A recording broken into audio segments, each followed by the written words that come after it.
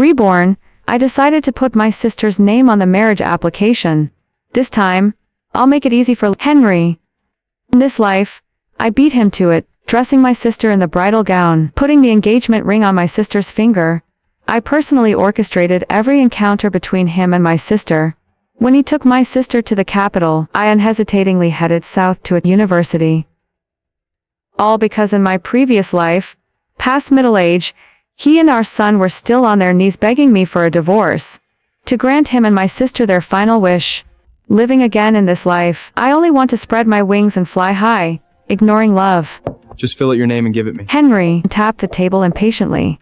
I stared at the marriage application, my fingertips lightly rubbing against the rough edge of the paper, my thoughts drifting. In my past life, I had filled in my own name, as solemnly as if holding a sacred decree, then happily dragged Lu Haoxuan off to buy wedding candy, only to be harshly scolded by him, because he was in a hurry to get back, and make brown sugar water for Hazel. Gotta. Glancing up at his anxious expression, and the hand that kept checking his watch. Today he wore a white shirt, sleeves rolled to his elbows, revealing well-defined forearms. If you're busy, go ahead. I'll fill it out and submit it myself. He visibly relaxed with relief. Don't worry. Since we're getting married, I'll take responsibility for you. But don't be jealous of Hazel anymore. It'll hurt her reputation if people find out. I remained silent. I had explained countless times in my past life, but in his eyes, I was just a jealous, petty older sister. He said nothing more and hurriedly turned to leave. I took a deep breath, trying hard to calm my frantic heartbeat, but the memories of my previous life kept flooding back. Then, right before his death, our son still tried to persuade me. Auntie, in any way. Dad has been with you for so many years. You should let go. I looked at my indifferent husband by the hospital bed.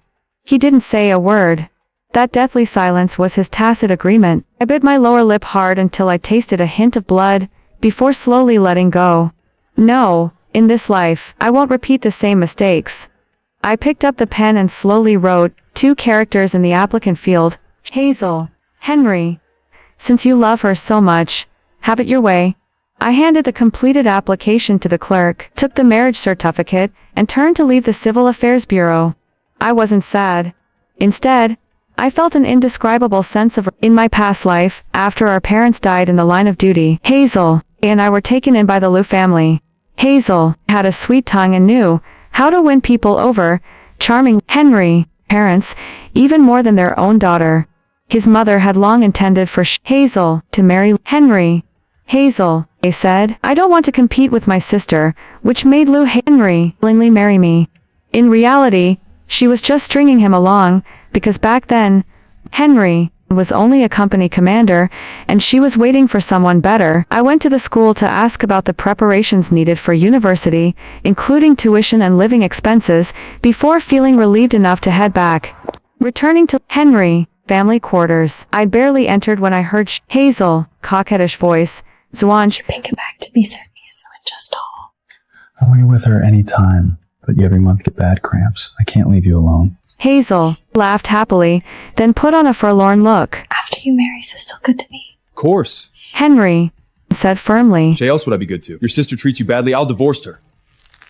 I clenched my fist tightly to hold back the overwhelming sadness. So even living again, hearing my husband speak so coldly of me still hurt. I composed myself and walked inside as if nothing was wrong, and came out of Hazel's room with an awkward look on his face. I just checked on Hazel. She wasn't feeling well. I hummed faintly and turned to go to my room. In my past life, I fought with him countless times over their inappropriate closeness. This life, I won't waste time or energy. Called out to me. Rose, should we buy wedding candies for the military wives? He's trying to compensate for not arguing. No need. No point in formalities. He paused, probably finding it hard to imagine that I would refuse such an offer. Hazel came out of the room, all aggrieved and innocent. Is sister mad because brother took care of me? I saved for half a year to buy that. Seeing my gaze, Hazel explained nervously. I thought it looked nice on your bed. Tried it on. Forgot to take it off. Rose, don't— It looks good on you. Keep it. I never wore it anyway. I could smell the faint scent of blood and sweat on that linen dress. Under their astonished gazes, I went back to my room and locked the door. I loved the South in my past life, especially this major. I gave up school for Henry, stayed home to serve his family. This life, just in time. I want to live for myself. 10 more days till I leave. Time is tight, but I must hurry. A sudden knock at the door made me open it impatiently. Lu Haoxuan stood there holding a bowl of noodles, his voice gentle. Hungry? I made you noodles. For a moment, I was dazed. In my past life, he was either icy cold or vicious with his words. It had been a long time since I'd seen this tender side of Lu Haoxuan. No thanks. I ate out. That can't be. Since when are you willing to spend money? His words stung. I used to be frugal, saving most of the money I earned from odd jobs to spend on him, to buy him things. Now I was going to university, and there were so many expenses. I had to count every penny. I looked up at him, my voice calm. I gave you 50 yen a few days ago for wedding supplies. You never bought them. Give it back. He paused, then explained awkwardly. I used it to buy leather shoes for Hazel. I couldn't help but sneer. Same old thing. So boring. If nothing else, I'm going to bed. I'll pay you back tomorrow. His tone held a hint of anger. We're married. Must you be so petty? I couldn't help but snort. So I can't even mind you spending my hard-earned money on someone else? Knowing he was in the wrong, he still stubbornly muttered. Unreasonable. I couldn't be bothered to argue further, and slammed the door shut. Over the next few days, I sold off some worthless belongings, those memory-filled tokens from my past life. Now, they just seemed like cheap trash. I packed them all up and sold them cheap to a junk dealer, getting a bit of money in return. That afternoon, while I continued packing, Henry stood in front of me, holding 50 yuan, his tone stiff. Here's your money. I took the money and nodded. Thanks. He looked at me, his gaze complex, then fell on my packed luggage. I'm taking Hazel to Beijing with me first. Stop packing. I didn't stop packing, just nodded. He seemed a bit unsettled by my attitude, looking uneasy. What's wrong with you lately? You're like a different person. I turned impatiently. I don't want trouble. Henry doesn't love me, but if he finds out I put Hazel on the form, he might remarry him. I don't want anything to do with this poor. Nothing much. I'm just getting my things ready. Yi sent you leave for the capital. I will move back to the Shenzhen side. It's not that I don't want you to come with me. Hazel has never been to the capital and wants to see it. I'll come pick you up in a few months. I nodded absently. In my past life, he never sent for me for 8 years. Not until Hazel married a high-ranking military officer in the capital did he, disheartened, finally bring me there. He seemed uncomfortable with my demeanor. Usually, whenever we were alone, I would chatter incessantly. Now that I was being sparing with my words, he seemed restless. Didn't you always want to take wedding photos? Let's go to the photo studio tomorrow. No way. I plan to buy some necessities for university tomorrow. Just as I was about to make an excuse, Hazel came in. Henry, what photo studio? Hazel, they wants a picture too. Henry smiled and ruffled Hazel's hair. We'll all go together tomorrow. You two go ahead. I'm busy tomorrow. Lu Haoxuan frowned. What's more important than taking wedding photos? We're going first. I'll go shopping with you later. Listen to me and be good. Sister, you're not avoiding me, are you? Hazel whined. Fine. Early morning, I hear Henry begging Hazel to get up in her room. I'll make it up to you later. Early the next morning, the bright red numbers on the calendar reminded me, 4 days left.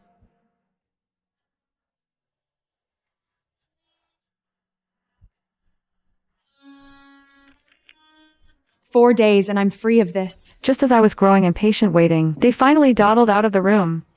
Henry solicitously fetched hot water and personally washed Hazel's face.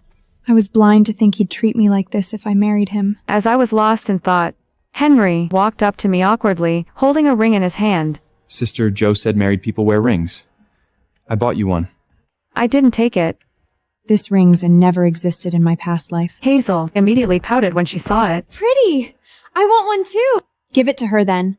Stop it! This is our wedding ring!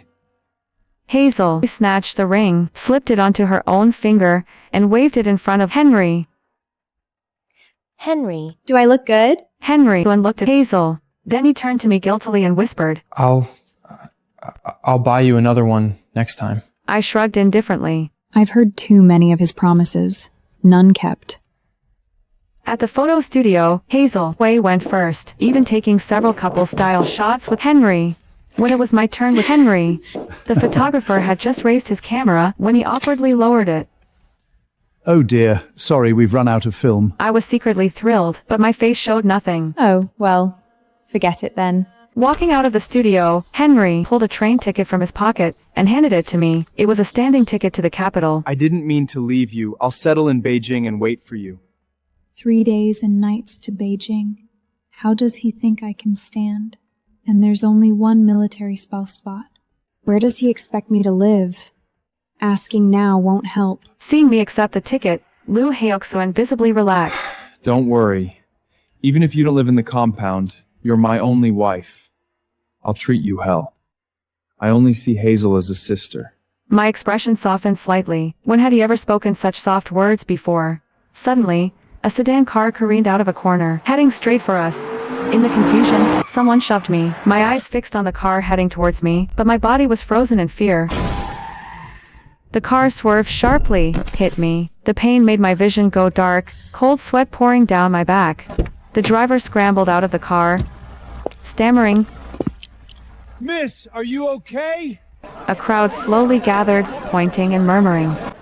My gaze cut through the crowd of onlookers and locked firmly on Henry. He was holding Hazel in his arms to comfort her. He didn't notice me at all. Or he did and just didn't care. A bitter smile tugged at my lips, and the last trace of hesitation in my heart faded away completely. So this was what he meant by, I'll treat you well from now on. The driver took me to the hospital. After a full checkup, I was lucky to only have superficial wounds and a slight displacement of internal organs. Lying in the hospital bed, my body ached all over, yet oddly enough, my heart was calm. Night fell. Henry walked in with a tired look on his face. Seeing I was awake, a flicker of panic crossed his features. Rose, how are you? Are you feeling better? I stared at him coldly and said nothing. He rubbed his hands nervously and explained awkwardly, Hazel was too scared. I stayed with her the whole time, so... That's why. Faced with my stare, he trailed off awkwardly. Rose, it happened so fast. Hazel was close, Struggling to find the right words. I didn't know you'd get hit. I cut him off. When are you leaving for Beijing? Tomorrow. I see. I want to rest. Leave. I closed my eyes, dismissing him. Henry tried to say more, but eventually took the hint and left.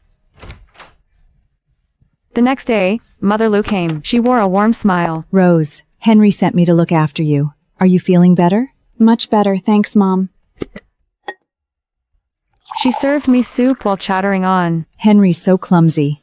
Hope he can take care of Hazel. Mid-sentence, she seemed to realize something, and fell silent in embarrassment. Mom, the one marrying Henry is Hazel. Mother Lu froze, stunned for a long moment before she found her voice. What? I put Hazel's name on the application. Shock washed over her first, then gave way to wild joy. Rose, you're such a good girl! Mom knew you're sensible. Rose, thank you. Thank you for letting them be together.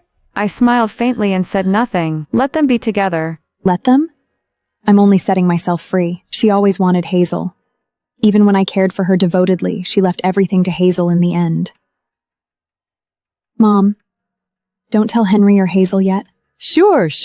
Mom understands. What will you do now? I'm leaving in a few days. Do you want? I didn't reveal my exact destination. Margaret wanted to ask more, but her mind was full of their wedding. I closed my eyes and pretended to be asleep. On the day I was discharged, I didn't notify anyone. Before leaving, I wrote a letter to Henry. Henry, when you read this, I'm on a train south. Between us, it's over. I wish you happiness. I put the letter, along with the train ticket to the capital, and the marriage certificate into an envelope, and sent it to the address in the capital. Dragging my suitcase, I headed straight for the train station. Shenzhen's air was humid and warm. Standing in front of Shenzhen University, I felt a bit dazed. Walking on campus, I actually felt reborn. During the day, I sat in the classroom, listening attentively, absorbing knowledge. At night, I worked at a small restaurant, waiting tables, washing dishes, my back aching. But this exhaustion felt solid. A month later, I gradually adapted to this busy yet fulfilling life. Then I saw Henry downstairs at my dorm. Rose! How could you? Why put Hazel on the form? Why not come to Beijing? His voice was full of anger and confusion. I looked at him coldly. I don't want a husband who only loves someone else. It's sick. It hurts. You never talked like this before. I turned my face away. I didn't want to look at him. Another second. Henry, I just want to study and start over. Hazel is who you always wanted, isn't she? Cherish each other.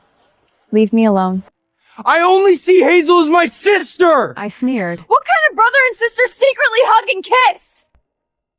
Once, I caught him stealing a kiss while Hazel was sleeping. I could never forget the tenderness in his eyes. I didn't mean to scare you. And leave her alone. She didn't do anything wrong. It's disgusting, Henry. Her brother?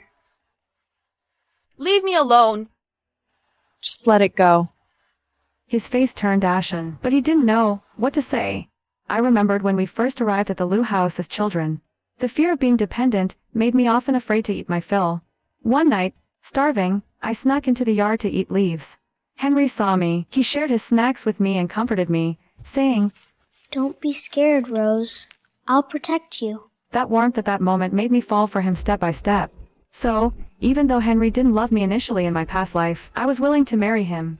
For the next few days, Henry still loitered around the school. I deliberately avoided him, not wanting any further interaction. But I never expected him to go to the principal to try and get me expelled. When I was called to Principal Davis' office, Henry was sitting there stiffly. And when? What out? You guys. Henry, what exactly do you want? On what grounds do you demand I drop out of school? He stood up, walked over, and reached for my hand. I stepped back sharply, avoiding his touch. I want you to come back with me. Go back? Go back and keep watching you dote on Hazel? His face stiffened, then he snapped angrily. Rose, don't talk nonsense. We're still husband and wife. What do you mean by moving all the way south and keeping us long distance? I was almost speechless at his shamelessness. Henry, your legal wife is Hazel. Her name is on the marriage certificate and she is the one you truly yearn for. His face turned purple with rage, and he ground his teeth. That was a mistake!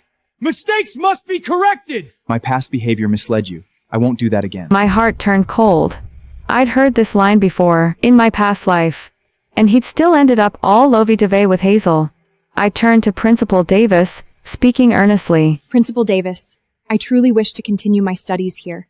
Please don't make me drop out. Principal Davis looked at me, then at Henry, thought for a moment, and said, "Since you have no legal ties with student Rose, you can process her school withdrawal." I sighed with relief. Henry tried to say something else, but Principal Davis cut him off. "If you have no other business, please leave. I still have work to handle." After that, Henry kept pestering me constantly. I was disturbed all the time, and my study efficiency dropped a lot.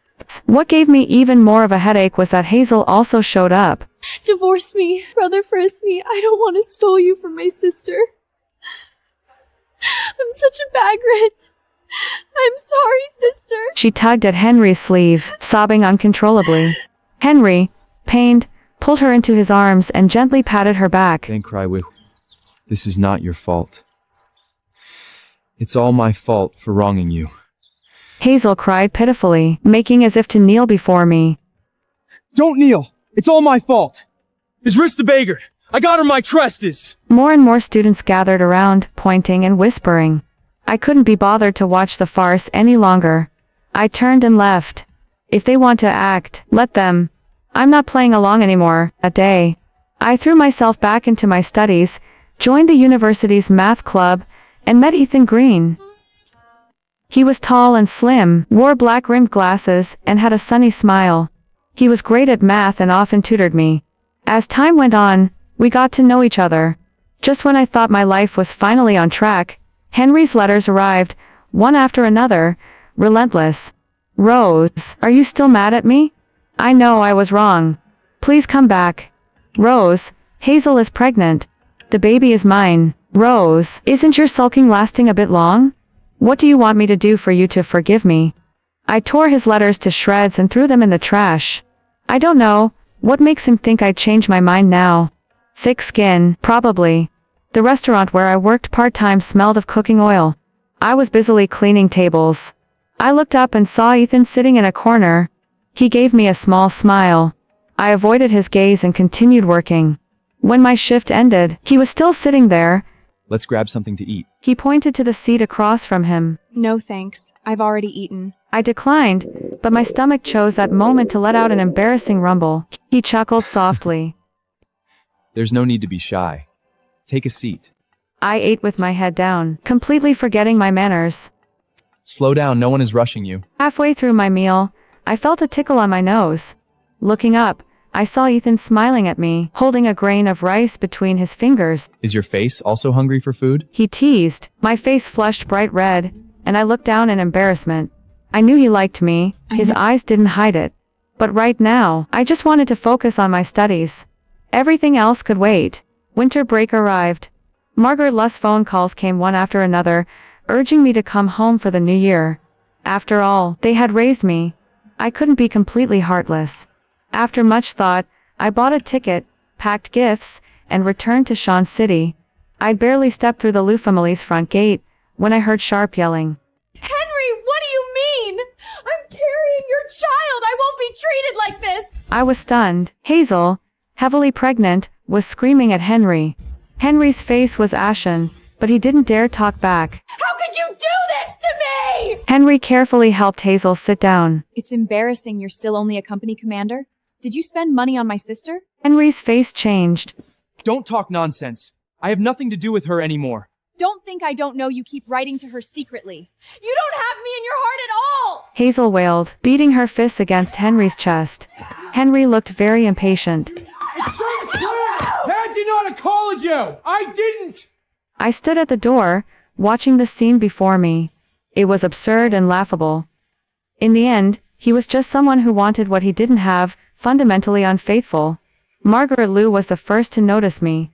She took my hand, her tone a bit ingratiating. I pulled my hand back and said calmly, I'm tired. I want to go back to my room to rest. Margaret's expression froze for a second, but she didn't say anything else, just turned back to coaxing Hazel in a low voice.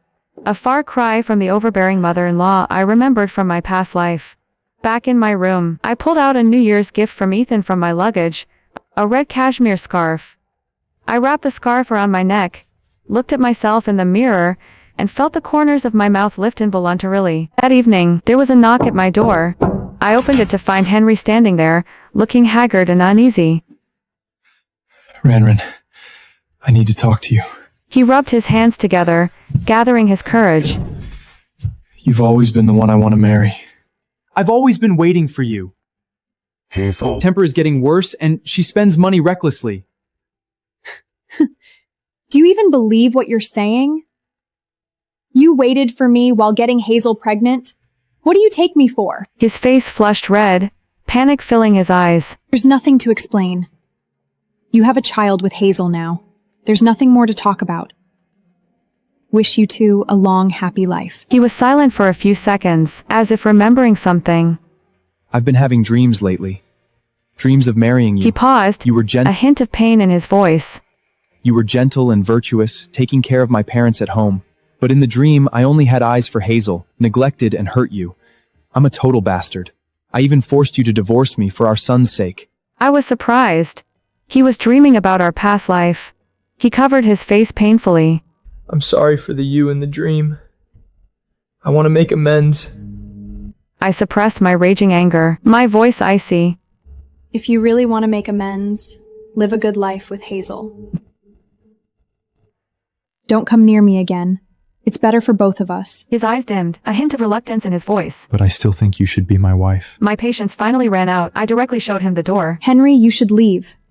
This is not your place. He stood up dejectedly and walked heavily out of my room. I watched his back, not a ripple of emotion in my heart. Past life or present life, he always wavers between two women, greedy for everything.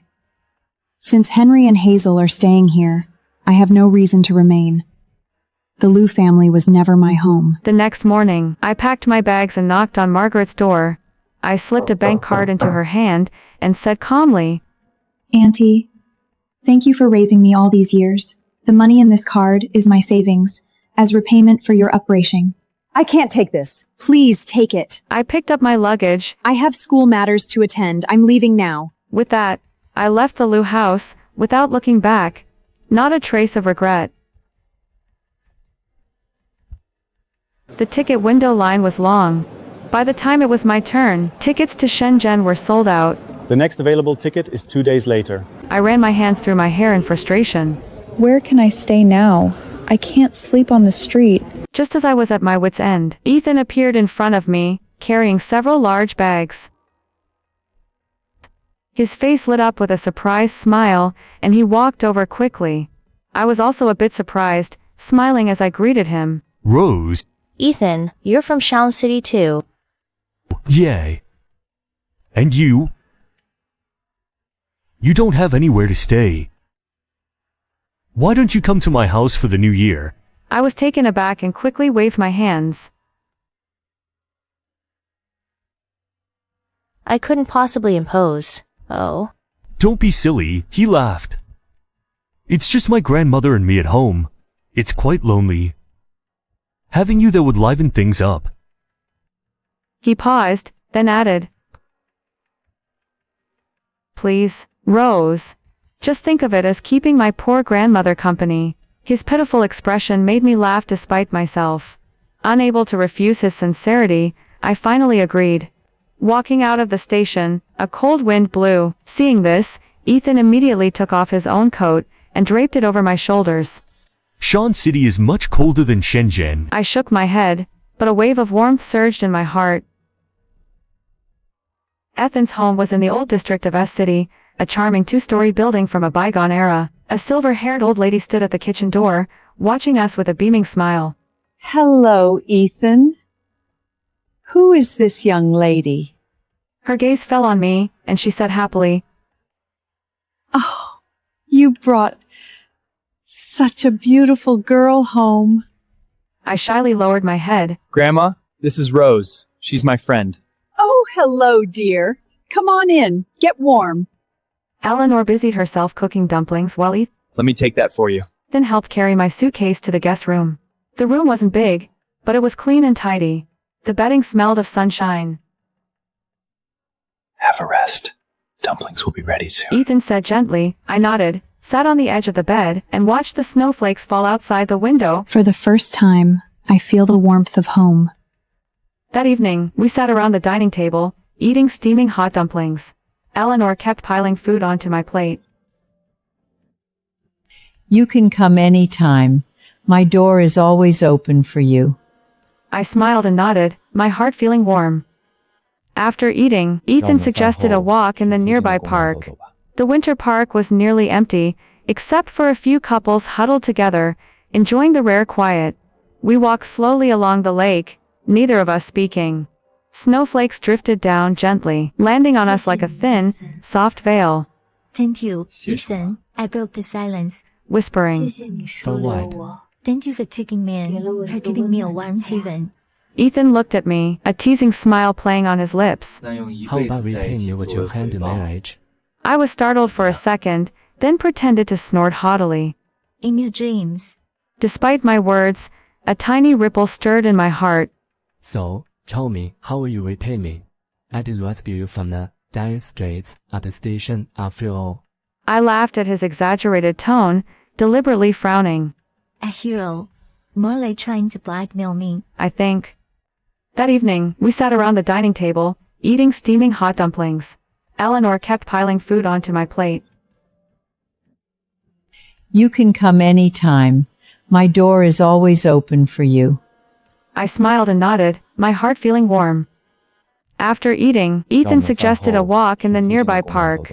The winter park was nearly empty, except for a few couples huddled together, enjoying the rare quiet.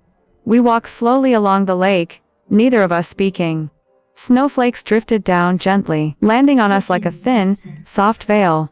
Thank you, Ethan. I broke the silence. Whispering. For what? Thank you for taking me in, for giving me a warm haven. Ethan looked at me, a teasing smile playing on his lips. How about repaying you with your hand in marriage? I was startled for a second, then pretended to snort haughtily. In your dreams. Despite my words, a tiny ripple stirred in my heart. So, tell me, how will you repay me? I did rescue you from the dire straits at the station after all. I laughed at his exaggerated tone, deliberately frowning. A hero. More like trying to blackmail me. I think.